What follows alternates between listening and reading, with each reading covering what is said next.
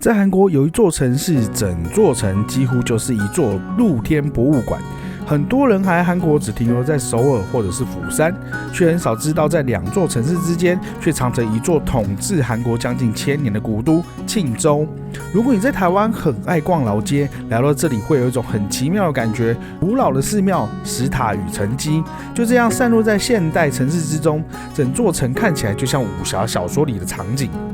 这一次我们从釜山自驾一路北上到青州，沿途带大家看看韩国的公路文化以及田园风景，以及那些动辄上千年的历史痕迹。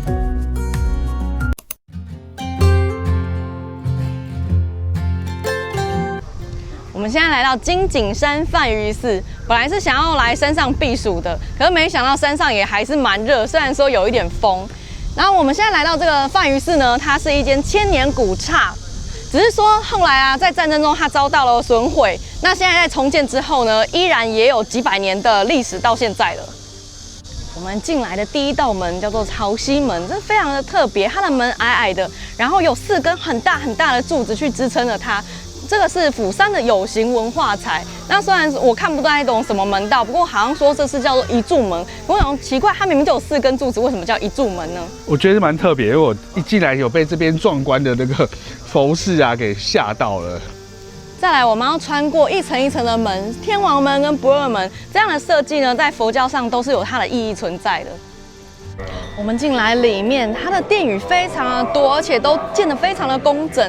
那一进来呢，就听到那个讲诵的声音，感觉进来的人都很虔诚的样子。那这个地方呢，它其实在春天的时候呢，是一个赏樱名所；那在秋天的时候呢，就是可以赏枫叶、赏银杏。来到这里，我感觉很亲切，因为呢，这是我这几天来到韩国看懂最多文字的一个地方了。因为它上面写了很多佛法，用的是中文字，然后意思也都跟我们理解的是一样的。佛说一切法，为度一切心，若无一切心，何用一切法？我都看得懂哎。这里也是有在贩卖护身符的，但是他们做了一个经文的戒指啊，感觉这个佩戴在身上的几率还更高一点。不知道为什么看到这些岁月的痕迹啊，你总是会被它所感动。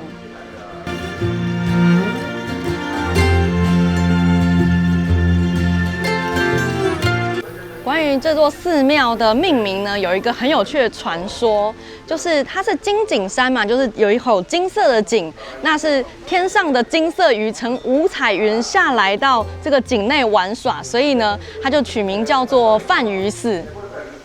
好多人都在这里拍照，两旁传统建筑，然后再加上上面的枫叶，真的很美，很适合那个秋天来哈。啊，可惜你今天没有穿宫女的衣服。这里超适合的，对不对？对。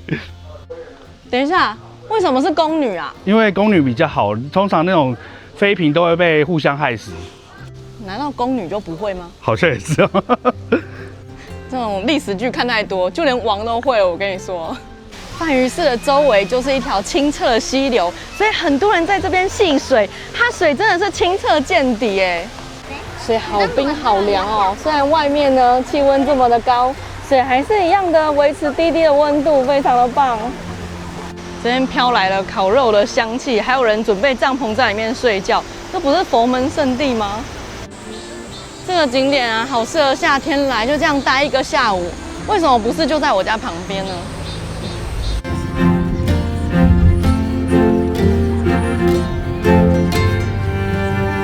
我们现在来到了佛国寺，其实我们已经在庆州了。这间寺庙呢，它是世界文化遗产，已经有1400多年的历史了，里面有非常多的韩国国宝。那我们现在一进来呢，就看到这一棵树观音松，它的怎么讲，范围好大好大哦，整个树的范围很大棵，很老了。它今年已经96岁了。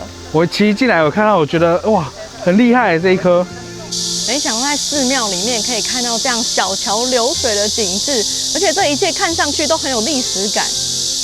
从我们入境韩国以来啊，手机就一直在发高温警报，所以我们就请 GPT 帮我们推荐避暑景点。可是我们刚下车的时候就觉得说，怎么可能是避暑景点，超热。可是一走进来之后，树真的还蛮多的，现在是凉快的。对，是凉快的。这是我们今天看到的第2个天王门了。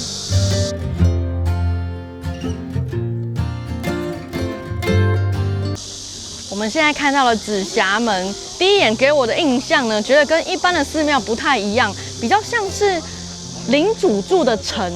我是想说会不会有朱茵在里面？你知道？知道。紫霞仙子、我知道了。他很少看周星驰的电影。有啦，我想到了。这边这个池子啊，本来想说是洗手，就是看到韩国好多人都用喝的，好奇怪哦。可是水很冰啦。说不定奇怪的是我们。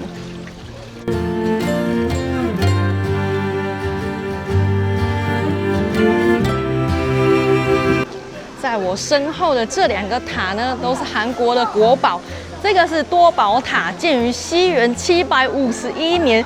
我说真的看不出来它有这么长久的历史了。然后那一边的是释迦塔。我们刚才发现一件新奇的事情，这里的佛像跟我们认知的有一点长得不太一样，他们有胡子哎。那我后来查资料才知道说，并不是韩国的佛像都是这样，是因为这座寺庙呢，它是建于西元8世纪左右，当时的统一新罗时期呢，他们的艺术象征就是这样的，佛像呢是比较男性化的，不像我们现在看到的佛像呢，通常都是比较女性化的。我们知道佛教起源于印度，那释迦牟尼佛呢，其实就是印度王子涅槃之后呢，就变成了释迦牟尼佛。你看他现在这个小胡子的样子啊，其实跟我们印象中的印度人男人那个小胡子的样子是蛮类似的。所以代表这一个庙真的够久，才有办法保留这个当时的这个样貌，佛教传过来的样子。佛国寺里面除了释迦牟尼之外呢，它的观音也是被列为韩国的33观音圣地之一。然后它的观音呢，样子也跟我们一般认知不一样，也是有胡子的。要不是因为它的手势呢，我可能认不出来它是观音。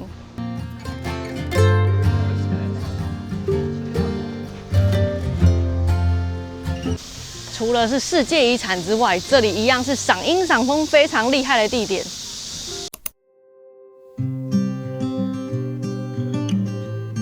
我们现在来到庆州大林苑，这里一样是一个世界文化遗产。它呢又叫做没有屋顶的博物馆，主要是因为它整个园区里面呢有23座的古坟，那在地底下呢还有200多座，这个是以前新罗时代的王室跟贵族的坟墓。你看后面那个一颗一颗的就都是了。对，其实我们在看那个韩国的历史剧的时候，都可以看得到，就是如果人死了，他们就会把它埋起来，然后堆一个高高的土丘。其实你如果看到经过的话，你以为是什么 Windows 桌布，还蛮像的，蛮漂亮的。在我身后的是占星台，从我们进入庆州开始，这栋建筑物就一直在我们眼前出现，很多地方呢都会看得到它的照片。那这个占星台呢，它是亚洲现存最古老的观象台，那它是用362块的石头分成27层建成的，然后代表的是就是有点像是一年365天以及月相的变化，可能以前的历法跟现在不一样，所以天数稍微有一点点落差，可是还是非常接近的。这真的是我一直在厕所里面有看到这个照片的，而且还有很多人拍他晚上的样子。我们进来这个园区呢是不用门票的，但是如果你想要去看他们最有名的天马冢，那它就是需要付门票。那这个天马冢它是唯一一个有开放内部让你参观的一个陵墓。那这个图样呢，就是所谓的天马，它是因为呢在那个陵墓里面出土了一件马鞍，上面呢印有这个天马的图样，所以才叫做天马冢的。这里除了陵墓之外呢，其实也有漂亮的花可以欣赏。这个季节的向日葵开得非常漂亮。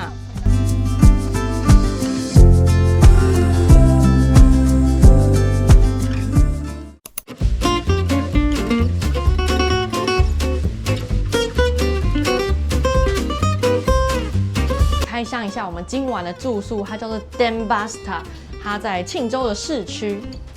然后也在我们大林苑的2公里距离，其实蛮近的。像我们今晚的住宿，它叫做 Denpasar， 在庆州的市区。这一间呢是3人房，有一张双人床跟一张单人床。双人床的尺寸大概是180公分，单人床大概是100公分左右，其实还蛮大的，很够睡。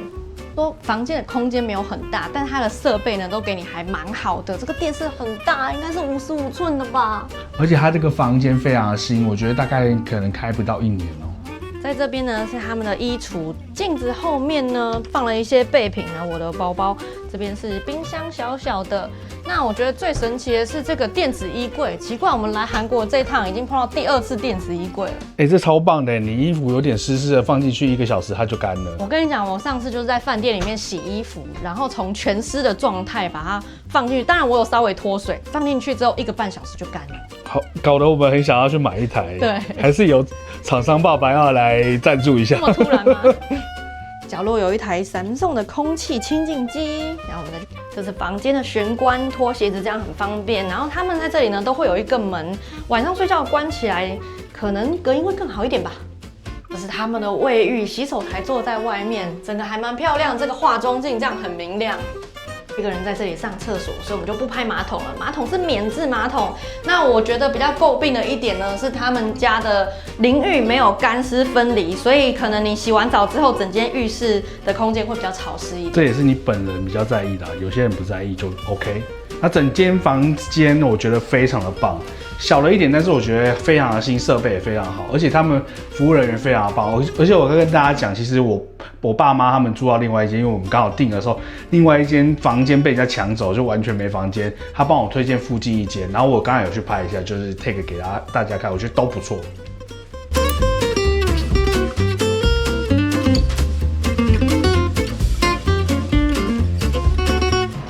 现在来到黄里团路吃饭，这间餐厅叫做桃花堂。其实黄里团路呢，就在我们刚刚去的大林苑旁边而已。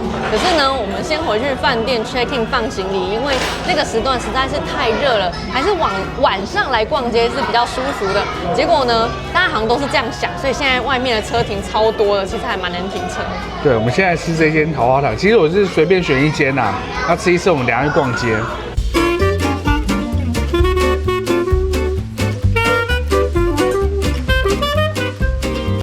点了一份排骨，它的一份呢是19000韩币，可是呢它就是限制你要点2份起跳的意思，所以呢这样加起来就是38000韩币。不过很香，而且我看每一桌上都会有，分量蛮大的。对，那一份都会含一个白饭给你。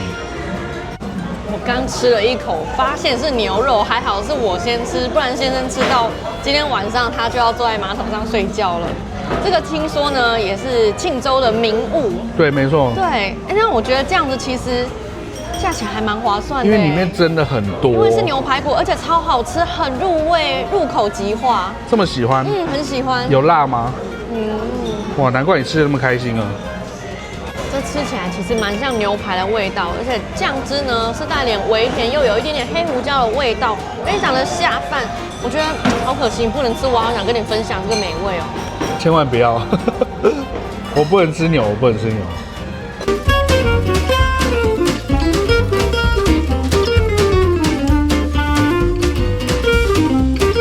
这紫苏干面蛮香的，赶快来试一下。对啊，那面条感觉很有劲道的感觉。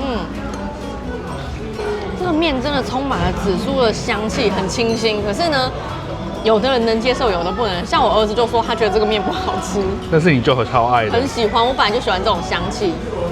韩国的冷面呢，真的都是特别 Q 弹，这个应该叫做刀削面吧，在他们这里。出来逛逛，这里的房屋呢都是传统韩屋的样式，走起来非常的有味道。那些吃饭的店啊，每一个都是一个比一个韩式你看它出现了，就跟你说随处都看得到吧。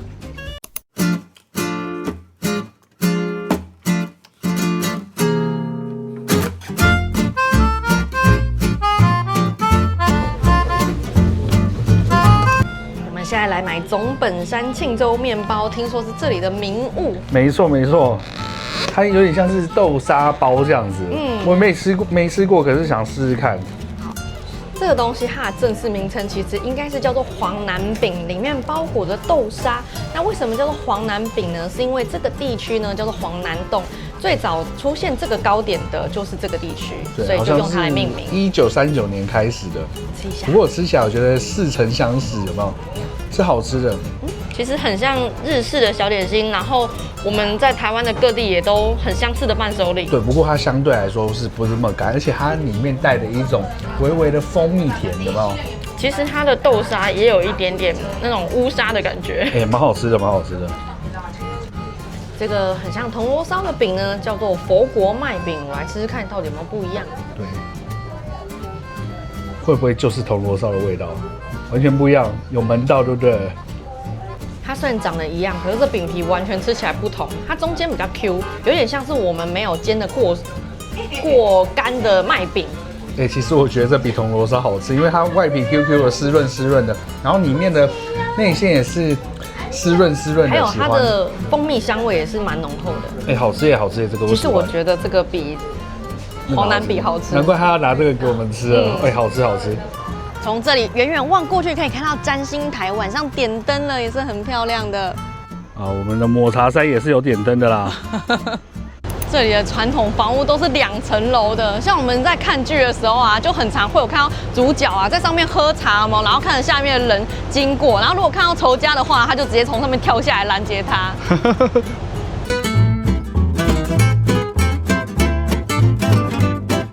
我们走在路上，突然看见了骚动，这里聚集了人，原来是他在大拍卖1件1万韩元的衣服，所以女生都抢疯了。连我们阿嬷都在看呢。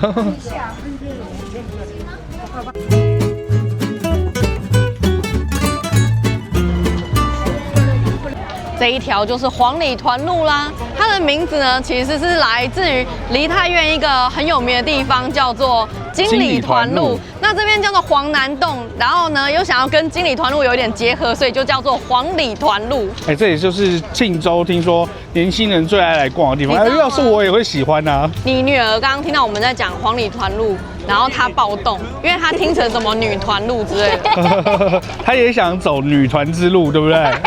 你看校园就这样，被拍谁呢？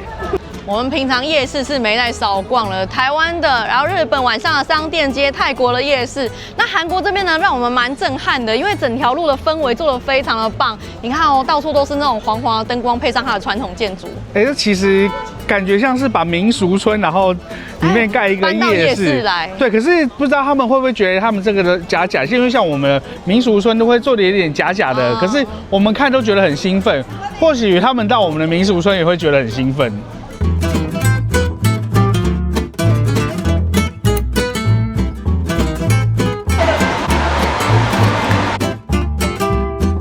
听说来到这边一定要吃一下这个10元饼，然后我觉得很奇怪，就是这一家跟那一家明明就是同一家，为什么那边排队，这边一点人都没有？可能它的照片比较漂亮吧。有吗？这边有舒服有冷气呢。刚做好的10元饼，其实这个就跟我们的红豆饼是蛮像的，只是上面印上了一些图案。这个一路上都是这个，我觉得韩国人难逃这种命运，就是所有东西一个红了就要开很多间这样。这大概就是这边的豪大鸡排吧，吃一看，这也跟鸡排差不多价钱的。应该是古早味蛋糕吧？对。好吃啊！我上次在济州岛买的，超难吃的。这个比较不会那么干，就像是很好吃的鸡蛋糕。但是我还没有咬到里面的起司，我想要拍到康熙的那一幕。好，你小心一点，小心烫到。不过它的鸡蛋糕的那个皮啊很香，虽然它不是鸡蛋糕啊，但是吃起来是一样的。康熙哦。感觉没办法拉很长，再来。好长哦！看我女儿已经非常惊讶了。这真的有够扯了，好长哦！不要拍了，太丑了。好吃吗？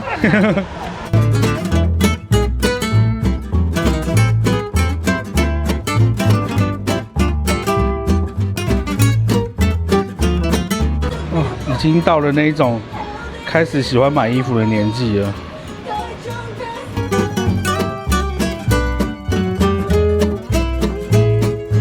佛陀的样子，如果被长辈知道，应该会被骂吧。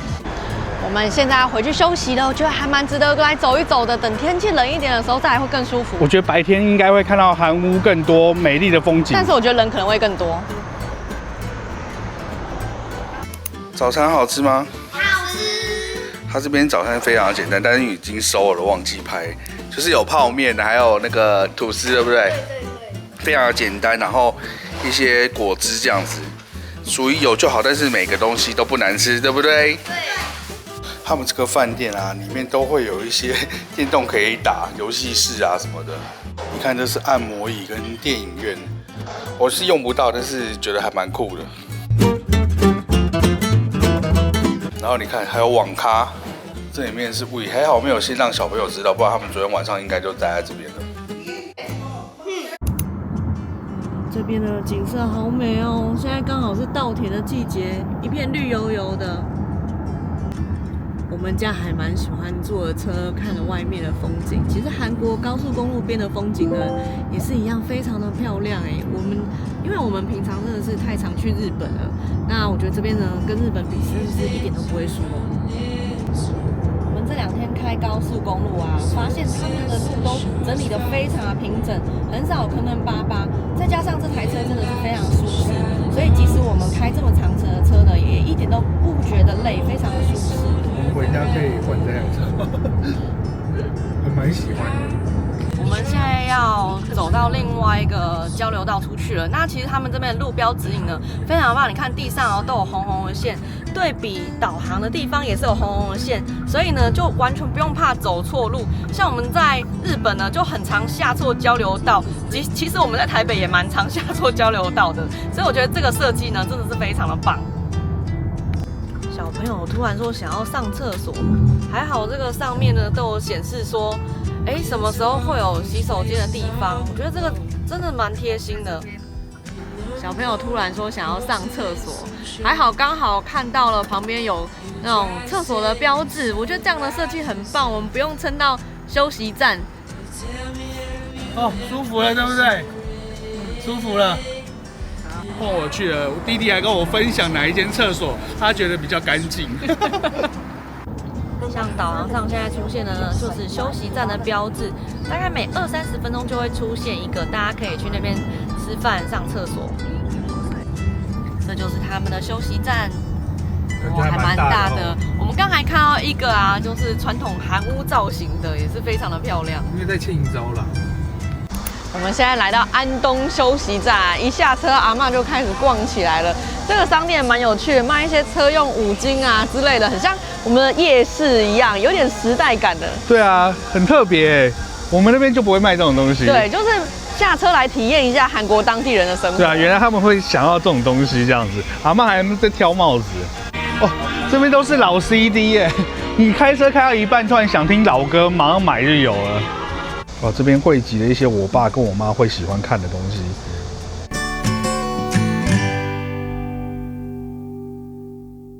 其实在这边跟台湾大同小异，就是会卖一些各地的伴手礼。对，像这个就是我们占星台的那个样子。庆州面包，这已经不是庆州了。不过休息站的超商，我觉得比一般的超商还要更精致一点。我跟你讲，我刚好注意一下韩式热狗的价钱，他们大概换算成台币一只是75块，所以我们那边一只卖100块，我觉得好像也是无可厚非啦。哇，我们家的小孩最喜欢超商了。我们下来的这个是安东休息站，本来是想要下来赌赌看，说会不会有安东炖鸡，结果没有，但是有安东烤青鱼啊，因为我们这趟不会去安东。所以就经过就来吃赌赌看这样子。那我觉得他们这边的物价有稍微低一点，因为我们之前去的地方都是那种观光区，所以价格都是略高啊。休息站普遍来说都会多一点点，但我觉得就可以慢慢知道说啊，他们物价其实可能没有这么高这样子。他们点餐机上面其实都有中文，还蛮贴心的。虽然是休息站，可是餐点一点都不马虎。它那个烤鱼很酷哎，是用窑烤的。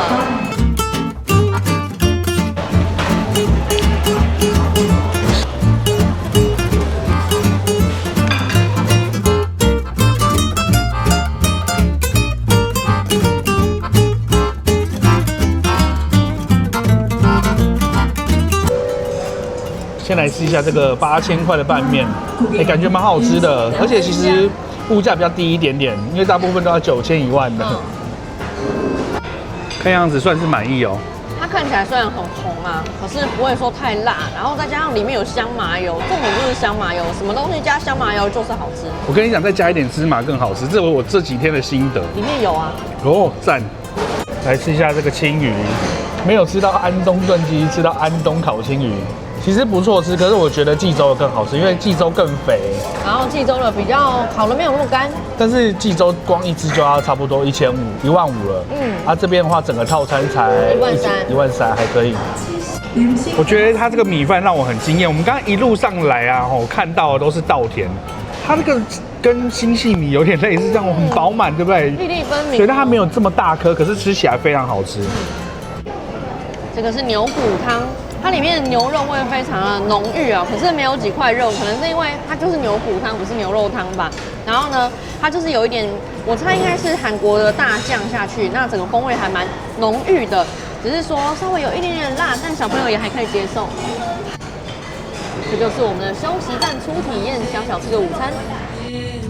好啦，这一集我们就先到这边啦。接下来我们沿着韩国的公路一路前往丹阳以及青州出发。